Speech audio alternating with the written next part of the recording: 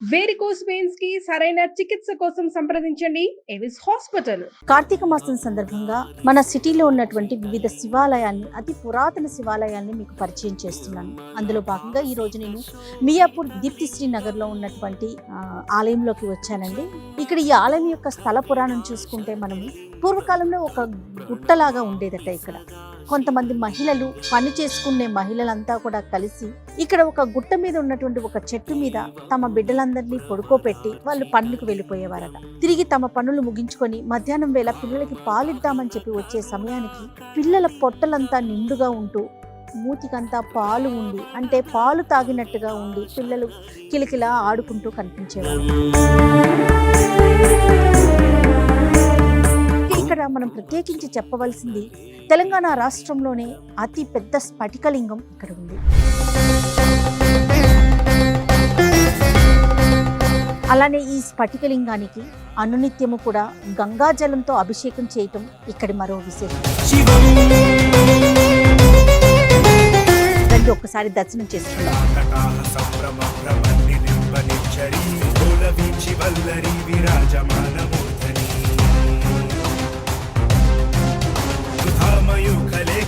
విరాజమాన శేఖరం మహాకపాలి సంపదే శిరోజటాల వస్తున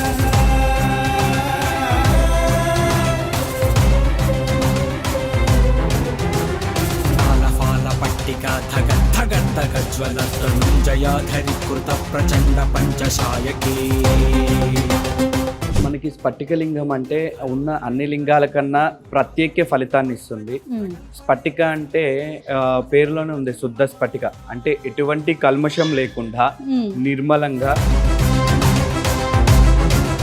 అంటే మనకి ఎటువంటి దోషాలున్నా ఎటువంటి ఇబ్బందులున్నా వాటన్నిటి నుంచి కూడా బయట స్వామివారు మన బయట వేస్తూ ఉంటారు.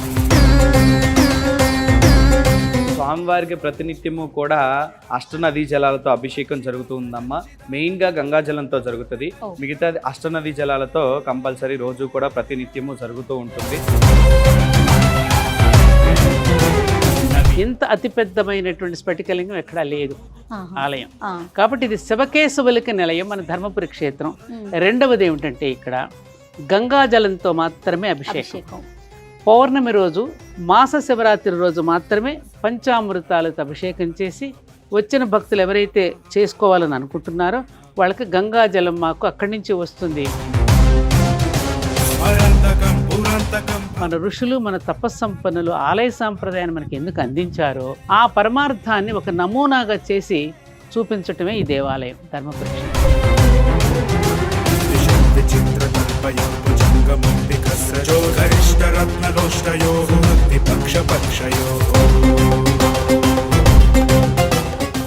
ఓం నమ శివాయ.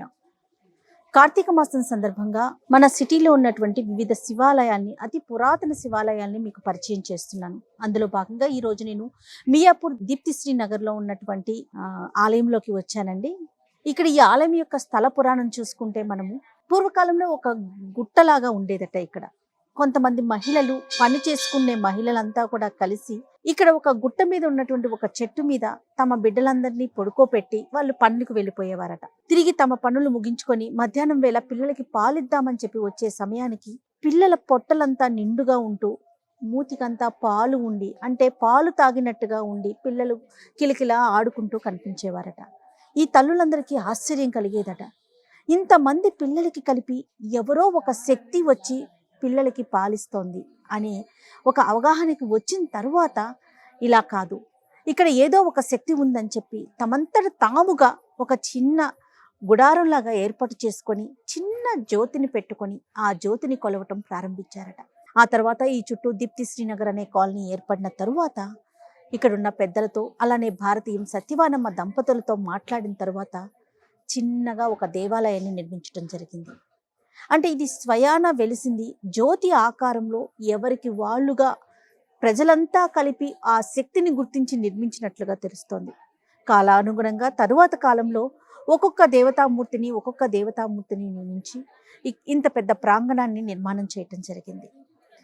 ఇక్కడ మనం ప్రత్యేకించి చెప్పవలసింది, తెలంగాణ రాష్ట్రంలోనే అతి పెద్ద స్ఫటికలింగం ఇక్కడ ఉంది. ఇంత పెద్ద స్ఫటికలింగాన్ని మనం ఎక్కడా చూడము. అలానే ఈ స్ఫటికలింగానికి అనునిత్యము కూడా గంగాజలంతో అభిషేకం చేయటం ఇక్కడి మరో విశేషం. అంతేకాకుండా మాస శివరాత్రికి, ఏకాదశికి, పౌర్ణమికి ప్రత్యేకమైన అభిషేకాలు, అర్చనలు జరుగుతూ ఉంటాయి. విశేషంగా చెప్పుకునే ఈ ఆలయం ఒక్కసారి మనం కూడా చూసి తరిద్దాం రండి.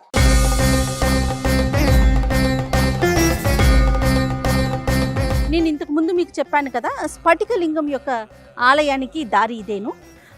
అయితే ఏదైతే ఒక జ్యోతిని ముందుగా గ్రామంలోని ఆడవారంతా పెట్టుకున్నారో ఆ జ్యోతిని తీసుకొచ్చి ఈ స్వామివారి దగ్గర పెట్టి దీన్ని జ్యోతిర్మయి ఆత్మలింగంగా ఇక్కడ పెట్టడం జరిగిందనమాట. ఇక్కడ కేవలం ఈ ఆత్మలింగానికి, ఈ స్ఫటికలింగానికి కేవలం గంగాజలంతో మాత్రమే అభిషేకం చేస్తారు.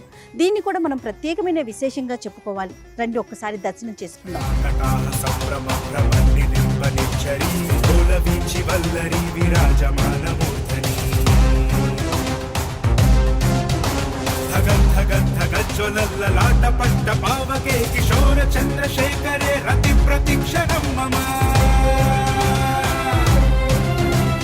నేను చెప్పాను కదండి, అష్టభైరవ సమేత జ్యోతిర్మయ ఆత్మలింగం, స్ఫటికలింగం ఇక్కడ ఏర్పాటు చేయడం జరిగింది కదా.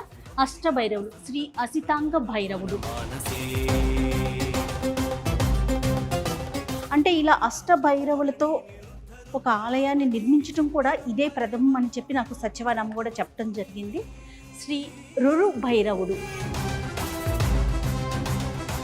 ఆలయ ప్రాంగణం అంతా కూడా అందరికీ, అంటే ఒక్కొక్కరు ఒక్కొక్క దేవుణ్ణి, ఒక్కొక్క దేవతామూర్తిని కొలుస్తాం కాబట్టి అందరికీ అనుకూలంగా ఉండాలని అన్ని దేవతామూర్తుల్ని కూడా ఈ దీప్తిశ్రీ నగర్లో ఉన్నటువంటి ఈ ఆలయంలో నిర్మించడం జరిగిందండి. శ్రీ చండ భైరవుడు ఈయన. శ్రీ క్రోధ భైరవుడు. ఆలయానికి వెనుక భాగంలో శ్రీ నటరాజస్వామిని ఏర్పాటు చేశారు. శ్రీ ఉన్మత్త భైరవుడు. శ్రీ కపాల భైరవుడు.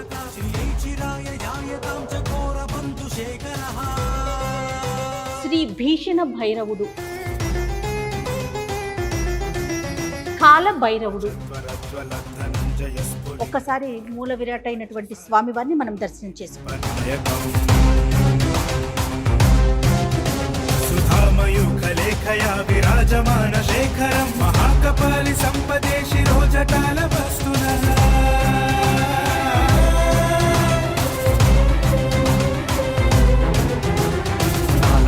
పట్టికా ధగత్ ధగత్ ధగజ్వల తనుంజయాధరి కృత ప్రచండ పంచశాయకే. నమస్తే గురుగారు. నమస్తే అమ్మ.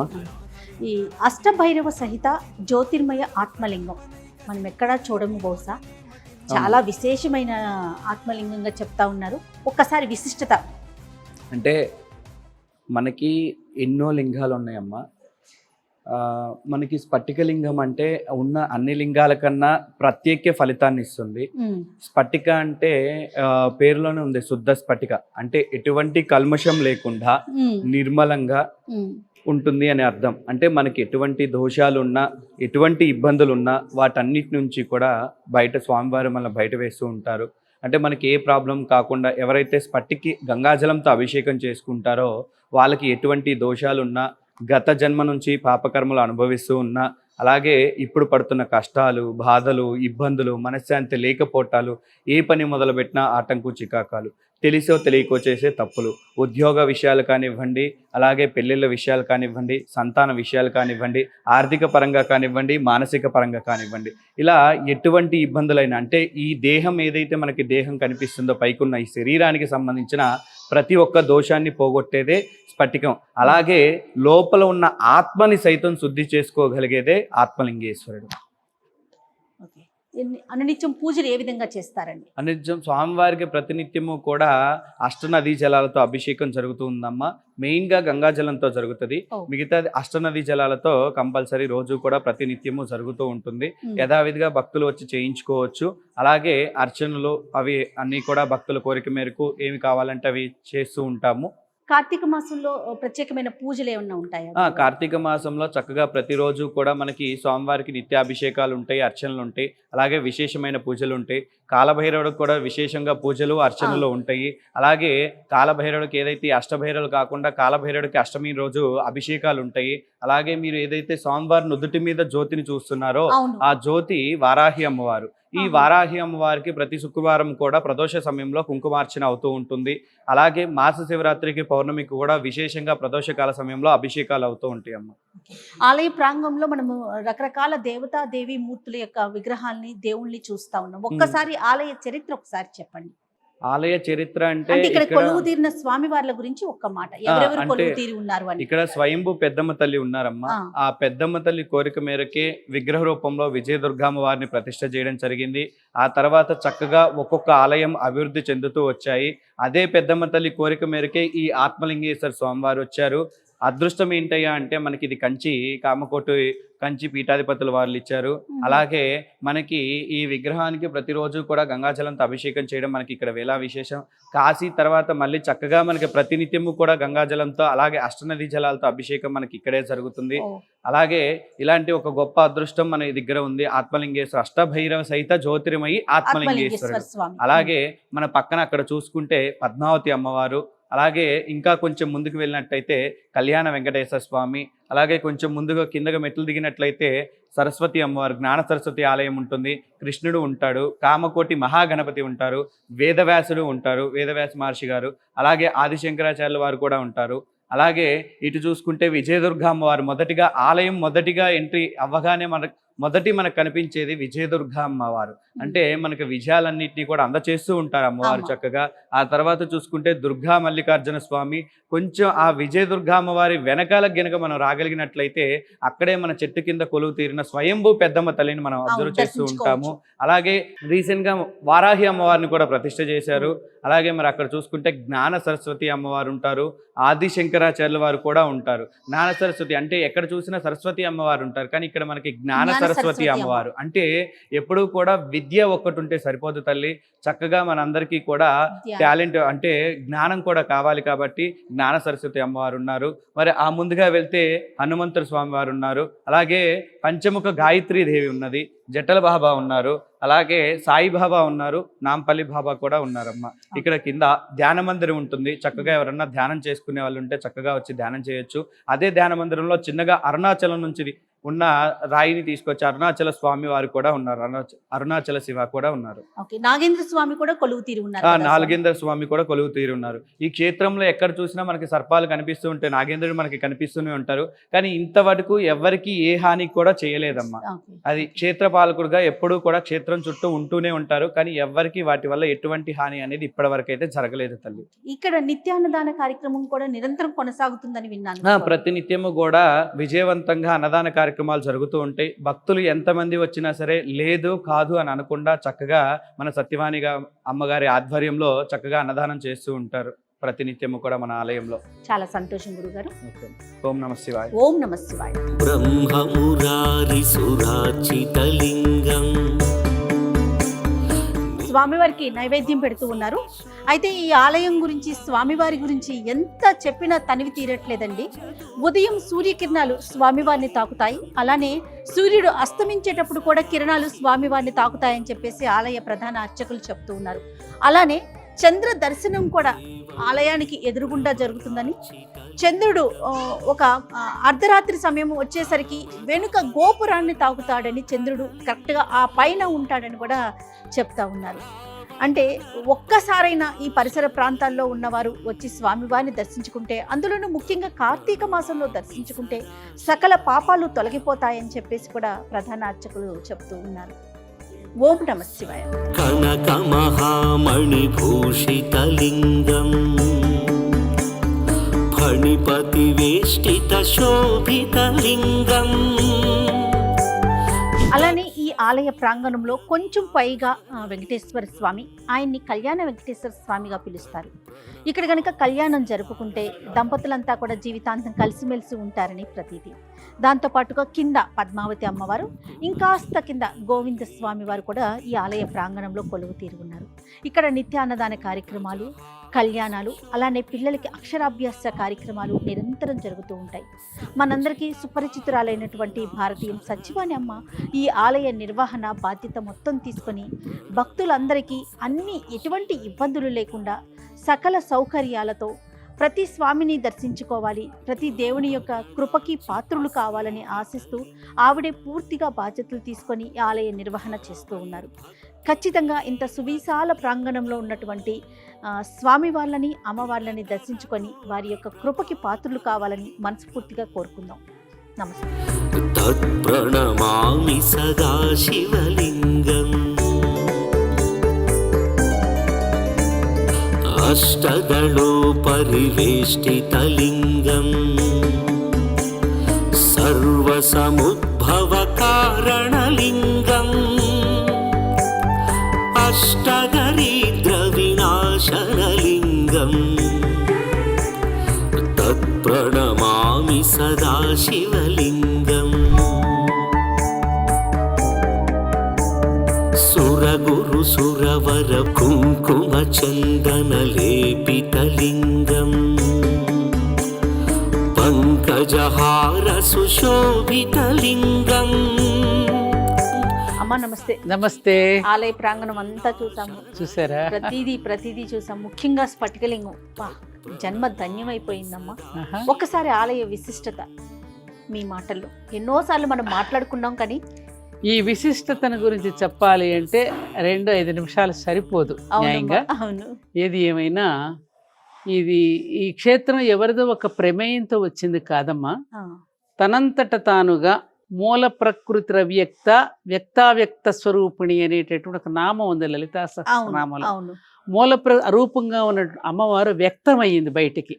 ఆ వ్యక్తమైంది విజయదుర్గాదేవి. వ్యక్తం కాకుండా ఉన్నది పెద్దమ్మ తల్లి వెనక ఉన్నది.